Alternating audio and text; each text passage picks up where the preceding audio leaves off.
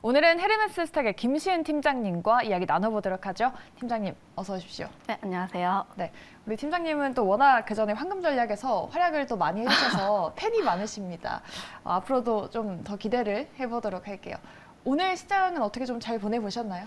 네, 오늘도 종목별 장세의 흐름이 계속 이어지고 있었는데 특징적으로는 화장품, 원전, 건설 쪽에서 좀 좋은 흐름이 보여졌습니다. 그런데 내일까지는 종목별 장세가 계속 이어질 것으로 보고 있는데 아무래도 목요일날 옵션 만기도 있기도 하고 CPI 지수가 이제 발표하다 보니까 관련 부분에서 아직까지 좀 눈치 보기 장세가 이어지지 않을까라고 보고 있고요. 특히 고용 지표도 좋아지고 있고 금리 인상에 대해서 하락 기조가 좀 가능성이 있다 보니까 관련 부분에 대한 기대감 좀 나오고 있다 보니까 사실상 목요일 이후에 CPI 지수가 좋게 나온지 여부를 확인을 하시고 그 CPI 지수가 좋게 나오게 된다면 대형주 위주로 단기 랠리가 가능하다라고 보고 있고요. 다만 상승이 좀 제한되어 있다 보니까 관련 부분에서 약간의 차익은 나올 수 있다 보니까 이 부분 한번 체크해 보실 필요가 있겠다는 말씀 드리겠습니다. 네, 좋습니다. 오늘 우리가 또 짚어볼 주제가 많습니다. 1위부터 6위까지 준비해 봤는데요. 먼저 하위권부터 4위에서 6위부터 화면으로 만나보도록 하겠습니다. 6위 메가이CS가 중국 코로나19 확산으로 인해서 호흡치료기 600대를 출하 완료했다라고 밝히면서 오늘 20% 넘게까지 장중에 급등했다는 뉴스 6위로 짚어봤고요. 삼성에서 로봇 출시로 인해서 최근에 로봇주들이 급등세를 이어가고 있는데요. 분석을 한번 들어보도록 하겠습니다. 마지막으로는 폴란드 최대 국영 방산그룹 회장이 방한한다는 소식이 전해지자 방산주들의 기대감이 유입되고 있다는 이슈를 저희가 4위로 뽑아봤습니다. 자, 삼성전자 부회장의 CES에서의 발언에 관련주들이 움직이고 있습니다. 신성장 동력으로 로봇을 많이 들여다보고 있다라고 말을 하고 있는데 이제는 가전이 다 로봇들과 연결이 된다라는 이야기로 받아들일 수 있을 것 같아요. 일단 로봇주들이 전체적으로 수혜를 받아갈지 로봇 섹터에 대한 전망 어떻게 하고 계세요? 일단 삼성전자가 쏘아올린 공이 굉장히 크게 파급 네. 효과가 길게 나오고 있습니다. 일단 로봇주 관련해서는 중장기적인 성장이 가능하다라고 볼 수가 있겠고요. 네. 아무래도 지금 로봇 산업이 빠르게 성장 중에 있습니다. 연평균 약 20% 넘게 성장하고 있는 모습 보여주고 있는데 그 이유로는 크게 세 가지가 있습니다. 첫 번째로는 가파른 출산율이 저하되고 고령화 문제가 나타나게 되면서 경제활동 인구수가 줄어들고 있다는 점, 그거에 따라서 로봇에 대한 수요가 지속적으로 늘어나고 있다고 보고 있고요. 거기다 인플레이션이라든지 인건비가 상승하다 보니까 그에 대한 대체 인력으로 로봇이 떠오르고 있다. 거기다가 비대면 트렌드도 유행인데 저는 그 햄버거집이라든지 일부 커피숍이라든지 갔을 때 키오스크가 굉장히 많습니다. 그리고 속초라든지 일부 좀 핫한 플레이스를 가게 되면은 서빙 로봇이 그 맞아요. 플레이트를 이제 하더라고요. 네. 그렇게 되면 처음에 봤을 때 좀 놀랐었는데 이런 부분이 점점 늘어나게 되면서 일상 속으로 로봇이 침투하고 있다는 점을 봤을 때 아직까지 로봇 시장은 이제 처음 단계다라고 보시면 좋을 것 같고요. 그동안 우리가 영화 속에서 많이 봤던 로봇 시장이라든지 했을 때 점차적으로 확대가 될 가능성이 높다라고 보고 있습니다. 게다가 반도체라든지 자동차 관련했을 때 미국 공장을 지었을 때 그에 대한 대체 인력으로 로봇이 떠오르고 있다 보니까 관련 부분에서도 지속적인 이슈가 나올 것으로 보고 있고요. 삼성전자를 비롯해서 LG전자라든지 두산 관련해서도 로봇 시장에 점차적으로 투자를 지속적으로 나오고 있다 보니까 사실상 빅테크 기업들이 투자를 진행하게 되면은 시장 자체가 점차적으로 확대가 될 수밖에 없다 보니까 관련 부분에서 로봇 관련주들 전반적으로 수혜를 얻을 가능성이 높다. 특히 로봇 기업 봤을 때 아직까지 적자라던가 아니면 매출 비중이 적은 기업들이 굉장히 많았었는데 점차적으로 적자에서 흑자로 전환하는 기업들도 많아지고 있고 네. 매출 비중도 늘어나고 있는 기업들도 많다 보니까 관련 부분에서 옥석 가리기가 필요하다는 말씀까지 전해드리겠습니다. 그러니까요.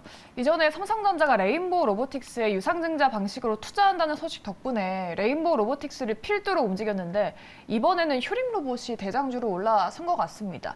이렇게 좀 중소형 로봇주들이 강세 바통을 이어가고 있는 흐름에서 옥석 가리기를 어떻게 해야 되는지 우리 팀장님은 어떤 쪽으로 눈여겨보세요? 저는 지금 현 시점에서는 삼성전자가 지금 필두로 움직이고 있는 네. 모습 보여주고 있다 보니까 삼성전자 그다음에 무엇을 할지 좀 주목해보는 시점이 아닌가 싶습니다. 네. 작년 12월 달에 출시가 될 예정이었던 잼스 힙이라는 웨어러블 기기가 있었는데 사실상 계속적으로 미뤄지고 있다가 올해 1분기에 출시가 될 예정이라고 합니다. 그거에 따라서 직접적으로 크게 수혜를 받는 기업에 좀 집중해 보실 필요가 있지 않을까 싶은데 네. 그 기업이 인탑스입니다. 인탑스 같은 경우를 봤을 때 삼성전자 웨어러블 로봇인 잼스입의 최종 조립이라든지 뭐 생산을 관련해서 전반적으로 하다 보니까 출시가 된다면 가장 크게 수혜가 얻지 않을까라고 보고 있고요.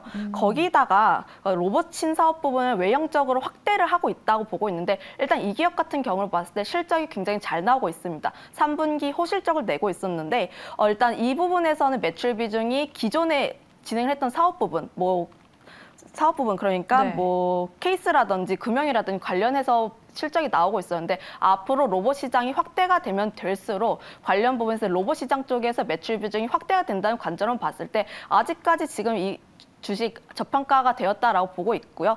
그거에 따라서 지금 계속적으로 한번 봐도 좋지 않을까라는 말씀 드려보도록 하겠습니다. 네. 인탑스를 또 삼성전자용 로봇 수혜주로 꼽아주셨는데요. 또 우리 시청자분들을 위해서 가격 전략까지 또 제시해 주신다고 들었습니다. 저희가 어디까지 보면 될까요? 네, 지금 주가가 오늘은 약보합권에서 움직이면서 38,000원대에서 움직이고 있거든요. 어제는 또 급등이 나왔었죠. 네, 어제 급등이 나왔던 그 절반 라인인 3만 원대에서 3만 1,000원 사이에서 분할적으로 매수를 해보시면 좋을 것 같고요. 네. 목표가는 전고점 부근인 3만 4,000원 그리고 목표가는 2만 6,000원 제시를 하겠습니다. 네. 좋습니다. 이 삼성전자용 로봇 수혜주로 인탑스를 꼽아주셨고요. 또 가격 전략까지 들고 와주셨습니다. 목표가 34,000원, 손절가 26,000원 참고하시면서 인탑스 주목을 해보시면 좋을 것 같습니다. 이렇게 저희가 첫 번째 주제로 로봇주에 대한 이야기 들어봤고요. 다음은 2위부터 3위로 꼽은 이슈 만나보도록 하겠습니다. 네, LG 에너지 솔루션 지난해 4분기에 역대 최대 실적을 거뒀다는 소식, 그리고 포드에서 LG 엔솔에 손을 내밀고 있다는 소식까지 더해지면서 오늘장 주가 상승했죠. 3위로 올라왔고요. 2위는 건설주입니다. 올 들어 건설주가 반짝 랠리를 펼치고 있는데요. 부동산 규제 완화, 그리고 주주 환원 정책 확대 등에 대한 기대가 반영이 되고 있는 것 같습니다. 모멘텀 여전히 살아있는지 분석해 보도록 하겠습니다. 사실 그동안 건설업종에 대해서 디스카운트 요인이 좀 과도했다라는 평가가 최근에 많이 나오더라고요. 그래서 최근에 정부의 적극적인 미분양 관리 대책으로 인해서 이 디스카운트 요인이 일부 좀 해소되지 않았나 싶은데요. 이 부분에 대해서 어떻게 생각하세요? 저는 아직까지 확인해볼 여지가 좀 남아있다고 보고 있고 지금은 단기적인 급등이 아닌가 싶습니다. 아무래도 지금 뭐 동신건설 같이 분양 관련해서 움직이는 종목군들은 단기적으로 좀 움직이고 있는 모습 보여주고 있는데 네. 사실상 미분양 아파트에 대한 불확실성 요소가 계속적으로 남아있다는 점이 발목을 잡고 있다고 보시면 좋을 것 같고요. 그 미분양 아파트 관련했을 때 옛날에 건설주 관련했을 때는 미분양 아파트가 증가하는 시점에서 주가가 계속적으로 하락을 하다가 그리고 미분양 아파트가 최고점을 찍었을 때 주가가 회복되는 움직임을 보였었는데 아직까지는 실제로 줄어드는지 여부를 확인해 볼 시점이 아닌가 싶습니다. 거기다 금리 인상에 대해서도 부담이 계속적으로 나오고 있는데 사실상 정부에서 다양한 대책을 내놓더라도 여전히 집값 옛날에 비하면 굉장히 비싸고요. 그렇죠. 금리에 대한 부담감도 여전히 남아있다 보니까 사실상 추가적으로 보기에는 조금 부담스러운 여지가 있지 않나 싶습니다. 그래도 건설사들이 1분기에는 실적 바닥을 찍고 2분기부터는 턴어라운드 할 것이다. 이러한 분석들이 나오고 있는데 그래도 아직까지는 추세적인 상승 이르기에는 아직까지는 이르다라는 말씀이실까요? 아직 확인해 볼 여지가 있으니까 좀 두드려보고 들어가 보자는 관점입니다. 네, 알겠습니다. 그렇다면 우리가 또 건설주 안에서 옥석 가리기를 먼저 해야 될 것 같은데 대형 건설사와 중소형 건설사가 있지 않습니까? 모멘텀은 다르죠. 이 PF 부실을 견딜 수 있는 게 대형 건설사고 또 중동 지역의 해외 사업 수주를 기대할 수 있는 게 좀 중소형 건설사들이지 않습니까? 옥석 가리기 좀 어떻게 해야 되는지 건설사들에 대한 모멘텀 어디 쪽으로 좀 봐야 될까요? 저는 오히려 해외 사업에 대해서 수주를 적극적으로 받고 있는, 가시적으로 받고 있는 쪽에 좀 집중해 볼 필요가 있지 않을까 싶은데 그 건설사 중에서 고르자면 일단 뭐 그렇게 된 사우디라든지 베트남 관련했을 때 기대감 여전히 유효하게 남아 있고요. 오늘 관련했을 때도 UAE 이 관련해서 국빈 방문에 대한 이슈가 나왔습니다. 그러다 보니까 뭐 정상회담에 대한 이야기도 나오고 있다 보니까 관련 부분에서 좀 기대감이 있지 않을까라고 보고 있는데 사실상 오늘 이슈가 나왔었는데 일단 주가에서는 그렇게 크게 반영하지 않은 것으로 봐서는 추가적으로 좀 붙지 않을까라고 말씀드려보도록 하겠고요. 직접적으로 해외 수주가 많은 기업들, 뭐 거기다가 뭐 실질적인 수주가 나왔었는데 뭐 실적 또 굉장히 괜찮은 기업들, 뭐 코오롱 글로벌이라든지 관련했을 때 좀 괜찮게 보고 있다는 말씀 드려보도록 하겠습니다. 특히 뭐 코오롱 글로벌이라든지 히링 같은 일단 뭐 관련했을 때는 주가가 고점 대비했을 때 굉장히 많이 눌려 있었지만 오히려 뭐 실적에 대한 부분이라든지 수주에 대한 기대감이 있다 보니까 눌림목에서 좀 접근하기는 괜찮다는 말씀 드려보도록 하겠고요. 네. 다만 눌림목에서 이제 접근을 해보시는 것이 좋다는 말씀이고요. 지금 상황에서 뒤따라가는 거는 사실상 조금 부담스럽다는 말씀 드리겠습니다. 증권사 같은 경우를 봤을 때도 단기적으로는 괜찮다고 하지만 중장기적으로는 아직까지 보수적인 입장을 취하고 있다 보니까 이런 부분까지도 한번 체크를 해보시면 좋을 것 같습니다. 아직까지 건설주들에 대해서 지켜봐야 된다라고 말씀해 주셨는데 굳이 또 옥석가리기를 해보자면 사우디 해외 수주에 대한 기대감이 있는 종목들 위주로 눌림목에서 접근하는 전략이 유효하다라고 말씀해 주셨습니다. 건설주들에 대한 전략 참고해 보시기 바라겠고요. 이제 마지막으로 오후에 나왔던 속보죠. 1위 이슈 한번 주제 체크해 보도록 하겠습니다. 중국이 한국 입국자에 대한 단기 비자 발급을 일부 중단했다고 합니다. 중국 리오프닝, 인바운드 기대가 반영된 업종 전반적으로 하락세가 나타났는데요. 리오프닝주를 마지막으로 파헤쳐보도록 하겠습니다. 중국 리오프닝주. 한알령 보고 놀란 가슴이 입국 금지 보고 놀란다라고 하던데 이게 딱 맞는 것 같아요. 오늘 리오프닝주가 대부분이 음봉 전환을 했습니다.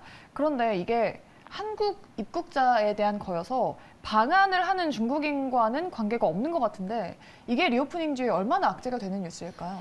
전 사실상 그 화장품이라든지 네. 리오프닝주 중에서도 외국 중국인들 수요가 많은 쪽들에서는 그렇게 크게 타격이 없다라고 보고 있고요. 오히려 뭐 여행 같은 뭐 중국으로 여행을 갈 수 있는 쪽에는 약간의 타격이 있긴 하지만 사실상 이런 부분에서 단기적인 규제로 갈 가능성이 높다 보니까 추가적으로 눌렸을 때 뭐 눌림목 매수 관점으로 보셔도 괜찮다는 말씀 드려보도록 하겠습니다.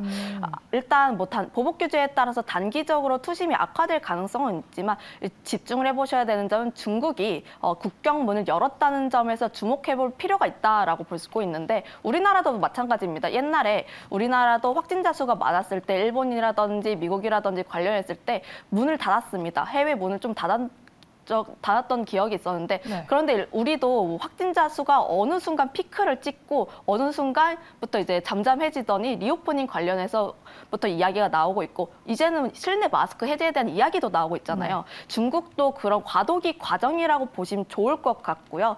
그거에 따라서 중국이 확진자 수가 크게 늘어나면서 집단 면역에 대한 길로 가게 된다면 그렇게까지 크게 문제가 없는 부분이다 보니까 사실상 단기적인 이슈로 보는 게 맞다라고 보고 있고요. 오히려 뭐 관련했을 때 여행 말고 리오프닝 섹터 중에서도 첫 번째로는 리오프닝이 되면서 수요가 크게 증가하는 쪽이라든지 두 번째로는 중국인들이 들어오게 되면서 실적이 크게 증가를 하는 이 기저효과에 따른 업황에 대한 기대감이 유효한 섹터를 보시는 것이 좋지 않을까라는 말씀 드려보도록 하겠습니다. 네. 화장품주가 이번 이슈로 큰 타격은 없을 것이다 라고 짚어주셨는데 그 안에서 많은 분들이 이제 한국 화장품이 중국에서 큰 유행은 아니다. 이제는 자국의 중국 화장품이 먹힌다라고 말씀 많이 하시는데 그래서 ODM 업체들 쪽으로 보자라고 말들을 많이 하는데 화장품주 안에서는 어떤 쪽으로 좀 보세요? 저는 화장품주를 봤을 때 첫 번째로는 색조 화장품 그리고 두 번째로는 말씀 주신 것처럼 ODM 쪽을 보고 있는데 첫 번째로 색조 화장품을 보고 있는 이유는 일단 리오프닝이 되면은 그냥 마스크를 벗게 됐을 때 그 색조 화장품에 대한 수요는 늘어납니다. 중국이 문을 중국이 문을 닫던 안 닫던 거기서는 리오프닝 진행이 되기 때문에 화장품에 대한 수요는 늘어나다 보니까 관련 부분에서 수요가 나타날 것이다라고 보고 있고요. 두 번째로는 ODM 쪽인데 사실상 아까 말씀드린 것처럼 중국에서 애국 소비를 진행하다 보니까 한국 화장품이 그렇게 인기는 없습니다. 다만 집중해봐야 되는 거는 중국 화장품 시장이 여전히 견조하게 나타나고 있다 보니까 관련 부분에서 해외 ODM에 대한 기대가 나와 있다고 보고 있고요. 그렇게 된다면 ODM 관련했을 때 뭐 실적이라든지 좀 기대가 되는 부분이 한국콜마입니다. 한국콜마에 있다 보니까 관련 ODM 쪽에서는 한국콜마를 좀 관심 있게 보고 있다고 보시면 좋을 것 같고요. 거기다가 한국 화장품이 일단 중국 의존도를 줄이고 있긴 하지만 매출에서 약 40% 수준이 중국입니다. 여전히 중국에 대한 의존도가 높다라고 보고 있다 보니까 네. 사실상 중국과 크게 연결이 된다고 볼 수가 있겠고요. 그거에 따라서 중국이 리오프닝이 된다면 그거에 따라서 화장품 수요가 증가를 하게 되고 그거에 따라서 ODM 쪽에 대한 수요도 늘어날 것을 보고 있다 보니까 그렇게 된다면 직접적으로 연결이 되지 않을까라고 말씀드려보도록 하겠습니다. 네.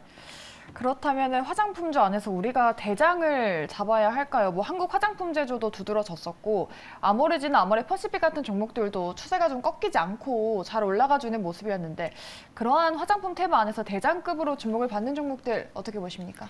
사실상 대장주 뭐 아모레퍼시픽이라든지 관련했을 때 주가가 좀 무거운 종목이다 보니까 네. 사실 조금 더디게 움직일 가능성은 높습니다. 그런데 국내에서도 실내 마스크 해제에 대한 이야기가 나오고 있는데 네. 그렇게 된다면 그 미용 트렌드가 굉장히 빠르게 변하게 될 가능성이 높거든요. 제가 취미가 이제 유튜브로 뷰튜버를 네. 좀 보는 편인데 그렇게 됐을 때 실내 마스크가 해제가 됐을 때 미용 트렌드가 굉장히 빨리 변했습니다. 그쵸. 맨 처음에는 뭐 기초라든지 관련했을 때 점차적으로 파데프리라든지 네. 좀 이슈가 되었었는데 점차적으로 리오프닝 되면서 색조에 대한 이야기가 계속적으로 나오게 되고 색조 관련해서도 뭐 퍼스널 컬러 관련해서도 이야기가 굉장히 많이 나오고 있어요. 제품도 굉장히 다양화가 되다 보니까 사실상 저는 리오프닝이 되고 실내 마스크가 해제가 된다면 미용 트렌드도 굉장히 빠르게 변화될 가능성이 높다라고 보고 있고요. 사실상 여자들 화장품 살 때 똑같은 색 안 삽니다. 맞아요. 똑같은 색 남들 눈에는 비슷해 보이더라도 비슷한 색 또 삽니다. 그렇게 된다 트렌드가 변하게 됐을 때 똑같은 제품, 비슷한 제품이더라도 계속적으로 살 가능성이 높다 보니까 그렇게 된다면 화장품에 대한 실적 자체가 높아질 가능성이 높다고 보고 있고요. 그렇게 됐을 때 여전히 저는 이 이슈가 지속적으로 된다면 화장품주는 괜찮다고 보고 있습니다. 그렇죠. 하늘 아래 같은 빨강, 같은 레드는 없다라고도 하죠. 그럼 우린 여기서 빠른 판단을 해야 될 것 같은데 중국 소비 관련주를 사야 하는가? 그러면 어떤 종목을 사야 하는가? 우리 팀장님은 어떤 종목 보고 계세요? 네, 중국 화장품 주지만 그럼에도 뭐 색조 쪽에서 저는 좀 더 집중을 하고 있는데 아무래도 중국 쪽에서는 좀 단기적인 이슈가 좀 있다 보니까 사실 노이즈가 있을 수가 있어요. 그렇게 되면 중국에 대한 매출 비중은 적고 일본향 매출이라든지 해외에 대한 매출 비중이 좀 높은 로맨이라는 브랜드 혹시 아세요? 아, 로맨 유명하죠. 네. 저도 로맨 립스틱 많이 갖고 있습니다. 네, 저도 많이 갖고 있는데요. 일단 뭐 로맨 브랜드를 가지고 있는 아이패밀리 SC라는 종목에 좀 집중하고 있습니다. 중소형 기업이라고 보시면 좋을 것 같은데 사실상 20대 초중반, 10대 후반까지 했을 때 로맨이라는 브랜드가 굉장히 인기가 많습니다. 일단 저도 굉장히 많이 갖고 있는데 그 작년 올리브영 어워즈 립 제품 했을 때도 1위를 달성한 쪽이 로맨이다 보니까 사실상 젊은 층에서 굉장히 인기가 많다라고 보시면 좋을 것 같고요. 거기다가 뭐 그거에 따라서 실적 자체도 굉장히 견조하게 나오고 있습니다. 3분기 누적 매출과 영업이익이 전년 대비했을 때 20% 그리고 90% 넘게 증가하고 있는 모습 보여주고 있는데 사실상 리오프닝 되면서 마스크 해제되고 그거에 따라서 화장품 수요가 증가하다 보니까 실적적으로 찍히고 있다라고 보시면 좋을 것 같고요. 거기다가 실내 마스크 해제에 대한 이야기가 나오게 된다면 더불어서 거기다가 색조 화장품에 대한 수요가 더 늘어날 것으로 전망하다 보니까 관련 부분에 대한 실적적인 증가 기대가 나오고 있다라고 보시면 좋을 것 같습니다. 특히 투신 쪽에서 10거래일 연속으로 매수한 부분이 있다 보니까 사실상 투신이 단기적인 수익성을 따지는 쪽이다 보니까 관련 부분에서 단기적인 릴레이가 나올 수가 있다라고 보시면 좋을 것 같고요. 그거 외로도 지금 이 자리에서 좀 주가가 우상향하는 흐름이 나오고 있긴 하지만 그럼에도 불구하고 단기적 이평선이 정배를 그리고 있고 중장기 이평선도 60일선, 120일선 뚫게 되면서 중장기 이평선 또한 이제 단기적으로 그 정배를 그릴 것으로 전망하고 있다 보니까 관련 부분에 대한 기대감 나오고 있다는 점도 한번 체크를 해보시면 좋을 것 같습니다. 일단 그렇게 됐을 때 12,000원 선에서만 주가가 유지를 해주게 된다면 60일 이평선이 그 121평선을 뚫게 되고 그렇게 된다면 완벽한 정배열을 그리게 되다 보니까 그렇게 된다면 전반적인 상승 랠리가 강하게 나올 수가 있다 보니까 관련 부분에서 지속적인 체크를 해보실 필요가 있겠다라고 말씀드려보도록 하겠고요. 그렇게 된다면 가격 전략이 중요를 하겠죠. 네. 가격 전략은 13,000원대에서 매수를 해보시면 좋을 것 같고요. 11선 위주로 했을 때 분할적으로 매수를 해보시면 좋을 것 같고 목표가는 15,400원 그리고 손절가는 12,200원 제시하겠습니다. 네. 화장품주들이 이번 기회에 좀 상승 흐름을 이어가줬으면 좋겠습니다. 그 안에서 아이패밀리 SC를 공략주로 알려주셨고요. 목표가 15,400원 그리고 손절가 12,200원 잡고 대응해 보도록 하겠습니다. 오늘 이렇게 여러 가지 빅이슈에 대해서 꼼꼼한 분석 도와드렸고요. 오늘은 헤르메스스탁의 김시은 팀장님이 수고해 주셨습니다. 여기서 보내드릴게요. 오늘 말씀 고맙습니다. 네, 감사합니다.